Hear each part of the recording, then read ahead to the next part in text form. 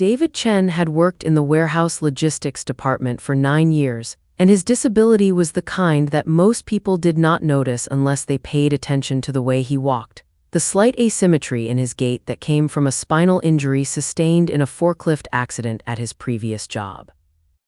The company, Mid-Atlantic Distribution Services, had hired him knowing about the accommodation requirements. And for years the arrangement had worked seamlessly because David understood inventory systems better than anyone else in the facility, reducing shrinkage by 18% in his first 2 years, and implementing tracking protocols that saved the company hundreds of thousands annually in lost merchandise and fulfillment errors.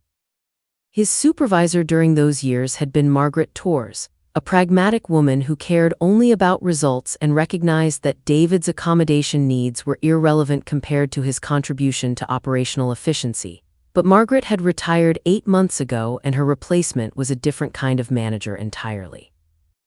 Kyle Brennan was 32 and had come up through the company's Accelerated Management Development Program, one of those corporate initiatives that identified high potential employees and fast-tracked them into leadership roles based on charisma and networking ability rather than operational expertise. And he had spent exactly 6 months in warehouse operations before being promoted to supervisor. Kyle believed in what he called leadership through example, which in practice meant creating visible demonstrations of his authority to establish dominance over the team. And he had decided within his first month that David represented the kind of entitlement mentality he needed to eliminate if he was going to transform the department into what he described in team meetings as a high-performance culture. The statement was carefully phrased to avoid explicit violation of disability law, but the implication was clear, and David recognized it as the opening move in a campaign to force him out through attrition rather than termination. He documented the conversation in an email to HR that same afternoon, copying Kyle as protocol required, and HR responded with a form letter reminding all managers that accommodation requirements remained in effect regardless of operational demands. But Kyle viewed the HR notification as an act of insubordination rather than legitimate advocacy. The retaliation began subtly at first, with Kyle scheduling David for shifts that conflicted with his medical appointments, always with plausible explanations about coverage needs and operational requirements. And when David would request schedule changes, Kyle would approve them with visible reluctance while making comments in front of other team members about flexibility and commitment. Then Kyle began reassigning David's responsibilities, taking away the inventory analysis work he excelled at, and replacing it with physical tasks that required exactly the kind of sustained standing and lifting David's accommodation specifically limited. And when David pointed out that these assignments violated his restrictions, Kyle would express surprise and claim he had forgotten about the paperwork. The other warehouse workers noticed what was happening but said nothing because they understood that defending David would make them targets as well. And Kyle fostered this environment deliberately, making examples of anyone who he perceived as questioning his authority or failing to demonstrate what he called proactive attitude. The hour reductions were significant enough to affect David's health insurance eligibility, dropping him below the threshold required to maintain coverage. And when David asked Kyle directly about the pattern, Kyle responded that scheduling decisions were made based on business needs and performance metrics, suggesting without stating explicitly that David's accommodations made him a less valuable employee who should be grateful for whatever hours he received. David escalated to HR again, filing a formal complaint about discriminatory scheduling practices, and HR conducted a cursory investigation that consisted of asking Kyle to provide business justification for the schedule changes, which Kyle did by creating retroactive performance documentation that characterized David as less productive than other workers, without acknowledging that his accommodation prevented him from being assigned the same tasks. What Kyle did not know, what he had never bothered to investigate because he assumed warehouse workers existed in isolation from corporate systems, was that David's role involved more than the physical logistics work Kyle observed during his occasional floor visits. David was the primary administrator for the facility's inventory management platform, a custom system that interfaced with enterprise resource planning software used across the company's 17 distribution centers, and he had access to back-end administrative functions that controlled everything from user permissions to payroll integration to exception processing.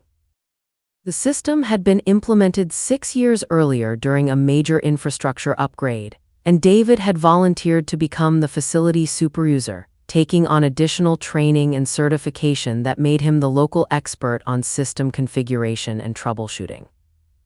One of these administrative functions was payroll exception approval, the workflow that processed requests for overtime, shift differentials, and other pay adjustments that fell outside standard schedules. And Kyle submitted these exceptions regularly for himself and his management team, without understanding that they required approval from someone with system administrator credentials before they would be processed by corporate payroll. David had been approving Kyle's payroll exceptions automatically for months, processing the requests as they appeared in the queue without examining them closely because it had always been routine administrative work. But after Kyle cut his hours to the point where his health insurance was at risk, David began paying attention to what he was approving and realized that Kyle was submitting exceptions that were questionable at best and potentially fraudulent at worst. Kyle routinely claimed overtime for hours he had not worked, submitted shift differential pay for weekend coverage that his salaried position did not qualify for, and processed bonus payments to himself that were supposed to require director-level approval, but were slipping through because David's system access was sufficient to authorize them and no one was auditing the workflow. David had been inadvertently enabling Kyle's compensation inflation for months, and the realization made him understand that his administrative access was not just a system function but leverage, the kind of power that became significant only when someone decided to exercise it deliberately. The turning point came when Kyle called David into his office and presented him with a written warning for performance deficiencies, a document full of vague criticisms about attitude and flexibility that David recognized as pretext for eventual termination. And Kyle explained with barely concealed satisfaction that David's hours would be further reduced to 20 hours per week pending improvement in the areas identified in the warning. 20 hours per week would make David ineligible not just for health insurance but for any benefits, effectively converting him to part-time status while keeping him technically employed so the company could claim it had not terminated a disabled worker. And Kyle clearly expected David to resign rather than accept the demotion. David signed the warning without argument, and Kyle interpreted his compliance as defeat, not recognizing that David was already planning a different response entirely. David stopped approving Kyle's payroll exceptions that afternoon, letting them sit in the system queue without processing them, and because the system did not send rejection notifications, only processing confirmations, Kyle had no idea his requests were not being approved. The exceptions would eventually time out after 30 days and be automatically rejected, but in the meantime they would accumulate in the system and Kyle would continue submitting more of them, assuming as always that they were being processed automatically. David also began documenting every exception Kyle had submitted over the previous 6 months, creating a detailed spreadsheet that categorized each request by type and compared Kyle's claimed hours against the facility's access card logs, security camera timestamps, and email activity records, and the pattern was unmistakable. Kyle had been inflating his compensation by approximately 30% through fraudulent overtime claims and unauthorized bonus payments, and the total overpayment exceeded $45,000 over the 6-month period David analyzed. The escalation to corporate audit took careful planning because David understood that exposing Kyle's fraud was only useful if it could not be deflected or minimized, and that meant ensuring the evidence was irrefutable and that Kyle could not claim ignorance or system error. David reached out directly to the corporate compliance hotline, bypassing facility HR entirely, and submitted a detailed report with supporting documentation that showed not just the fraudulent exceptions, but also the pattern of retaliation that had preceded his discovery of the fraud, making clear that Kyle had systematically reduced his hours in violation of disability accommodation requirements, while simultaneously enriching himself through payroll manipulation. The compliance team took the report seriously because payroll fraud was exactly the kind of liability that created significant legal and regulatory exposure, and they initiated a formal investigation within 48 hours, sending auditors to the facility to review Kyle's compensation records, interview staff, and examine system logs. Kyle became aware something was wrong when his paycheck arrived significantly smaller than expected, and he discovered that none of his recent payroll exceptions had been processed, and he immediately demanded a meeting with David to find out why the system was not working properly, not yet understanding that the system was working exactly as designed and that his exceptions had been deliberately blocked. David explained calmly that he had stopped processing requests pending resolution of concerns about authorization protocols, And Kyle's expression shifted from annoyance to anger as he realized David had been the approval authority all along and had the power to deny his requests. Kyle threatened to fire David immediately for insubordination, but before he could formalize the termination, the corporate audit team arrived at the facility and requested that Kyle make himself available for questioning, and his anger turned to visible panic as he understood this was not about system errors but about investigation of his conduct. The audit findings were devastating and thorough, documenting not just the payroll fraud but also Kyle's pattern of discriminatory scheduling practices, his creation of false performance documentation, and his systematic violation of accommodation requirements that created significant legal liability for the company. The investigators interviewed other warehouse workers who confirmed that Kyle had created a hostile environment where questioning his decisions led to retaliation, and they reviewed security footage that proved Kyle had claimed overtime for hours when he was not even present in the facility. The report recommended immediate termination for cause, forfeiture of all pending compensation claims, and referral to law enforcement for potential criminal prosecution of fraud charges. And the company's legal department agreed because the alternative was defending an indefensible pattern of misconduct that could result in massive disability discrimination penalties and criminal corporate liability. Kyle's termination was announced in a terse facility-wide email that provided no details but made clear he was no longer with the company effective immediately. And David watched from the warehouse floor as security escorted Kyle out of the building with his personal items in a cardboard box. The same ritual humiliation Kyle had fantasized about inflicting on David rendered real by his own arrogance and criminality. The interim supervisor who replaced Kyle was Margaret Torr's former assistant, someone who understood operations and had no interest in performance theater or dominance displays, and one of her first actions was restoring David's full schedule and apologizing on behalf of the company for the treatment he had endured. David accepted the apology knowing it was corporate liability management rather than genuine remorse, but he also understood that the outcome had established a precedent that would make future managers think carefully before targeting employees they perceived as vulnerable. The corporate compliance team offered David a position in their department as a systems analyst with responsibility for auditing payroll exception workflows across all facilities, a role that came with significant salary increase and full benefits. And David accepted because he recognized that his warehouse experience combined with his system knowledge made him uniquely qualified to identify the kind of fraud Kyle had committed and prevent others from attempting similar schemes. He spent the next year traveling between facilities, implementing controls and training administrators on proper exception processing, and he occasionally heard through the industry network that Kyle had been unable to find management work after being terminated for cause, and had taken a non-supervisory position at a competitor's facility where his history was not yet known.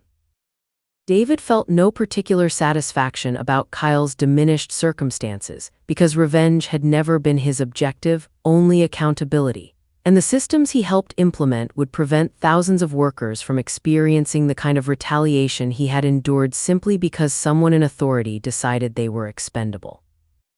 The warehouse where everything had happened underwent significant cultural change after Kyle's departure, not because of any formal initiative, but because the remaining staff understood that the company's tolerance for abusive management had limits and that systems existed to expose misconduct when employees knew how to use them.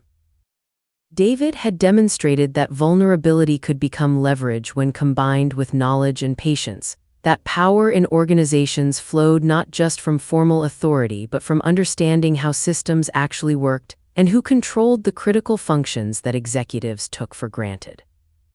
He had never sought visibility or recognition, preferring to do his work competently and go home to his family, but circumstances had required him to weaponize his expertise, and he had done so not with dramatic confrontation but with methodical documentation and strategic use of legitimate channels that made his evidence impossible to ignore or dismiss.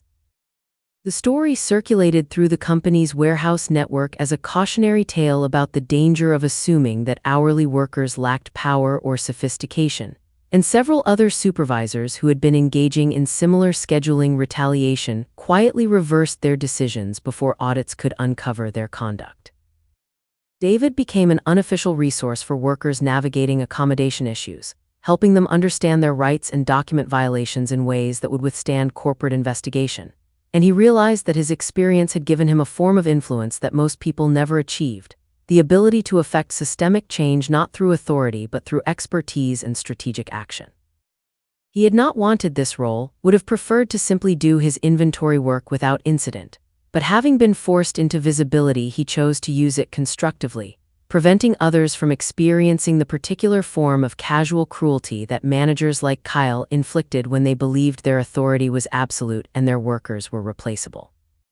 The legal settlement with Kyle took 18 months to resolve, the company pursuing restitution for the fraudulent compensation and Kyle's lawyer attempting to negotiate reduced charges, and ultimately Kyle pleaded guilty to wire fraud in exchange for probation and mandatory restitution, avoiding prison but acquiring a criminal record that would permanently affect his employment prospects.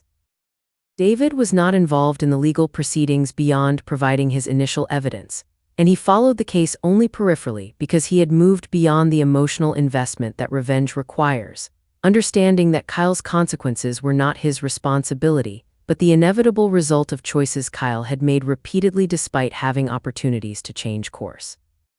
The warehouse continued operating, the distribution volume increased, new workers were hired and trained, and the entire incident became part of the facility's institutional memory. One of those cautionary stories that gets referenced when new supervisors arrive and someone needs to explain why certain behaviors will not be tolerated regardless of what worked at their previous companies.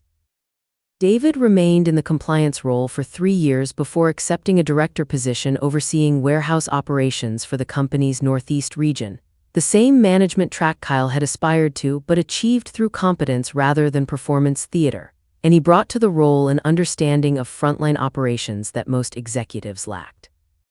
He implemented policies protecting accommodation rights, established anonymous reporting channels for retaliation concerns, and trained new supervisors on disability law compliance not as legal formality but as operational necessity, making clear that creating hostile environments for protected workers was not just morally wrong but strategically stupid because it destroyed institutional knowledge and exposed the company to massive liability.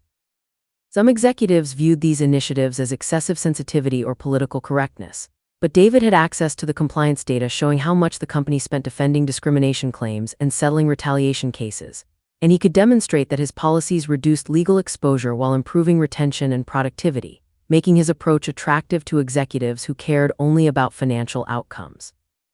The warehouse where everything had started got a new permanent supervisor who had been trained under David's protocols, and the culture shifted gradually from one of fear and arbitrary authority to something resembling mutual respect, not because management became altruistic, but because the systems David had implemented made abuse costly and visible. Workers learned they could report concerns without automatic retaliation. Supervisors learned that their authority derived from effectiveness rather than intimidation, and the facility's performance metrics improved as turnover decreased and institutional knowledge was retained. David visited occasionally to review compliance procedures or address system issues, and workers who remembered Kyle's tenure would sometimes approach him privately to say they appreciated what he had done, and he would accept their thanks while emphasizing that he had simply used the tools available to any employee, that the systems existed for everyone and the only requirement was understanding how to access them, and being willing to endure the temporary discomfort of challenging authority. He never forgot the lesson Kyle had inadvertently taught him, which was that organizational power was more fragile than it appeared, dependent on assumptions about who had access to critical systems and who understood how those systems actually functioned, and that managers who built their authority on intimidation rather than competence were particularly vulnerable to challenges from employees they had underestimated. Kyle had assumed David's disability made him weak, that his accommodation needs signaled a lack of commitment or capability, and that assumption had blinded Kyle to David's actual position within the organization's infrastructure, the quiet administrator role that gave him visibility into executive compensation, and the technical authority to expose fraud that Kyle had committed openly, because he believed hourly workers lacked the sophistication to recognize or document his misconduct. The arrogance had been comprehensive and ultimately self-destructive, and David had simply allowed that process to complete itself by removing the protection he had been providing unknowingly and letting reality reveal what had been true all along.